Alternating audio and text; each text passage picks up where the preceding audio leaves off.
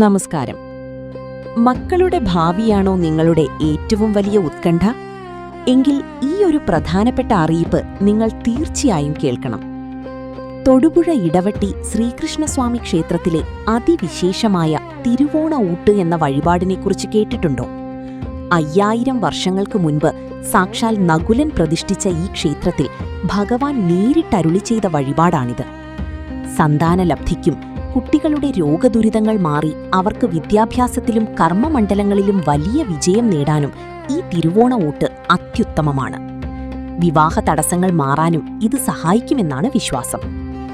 ഈ വരുന്ന ജൂൺ 5-നാണ് ഇടവമാസത്തിലെ തിരുവോണ ഊട്ട് നടക്കുകയാണ്. അന്നേ ദിവസം KSRTC പഞ്ചപാണ്ഡവ ക്ഷേത്ര ദർശനവും ഒരുക്കിയിട്ടുണ്ട്.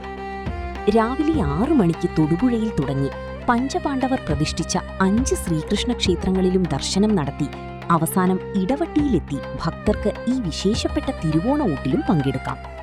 തിരുവോണ ഊട്ട് വഴിപാട് ബുക്ക് ചെയ്യാനും കൂടുതൽ വിവരങ്ങൾക്കും ക്ഷേത്രവുമായി ബന്ധപ്പെടുക.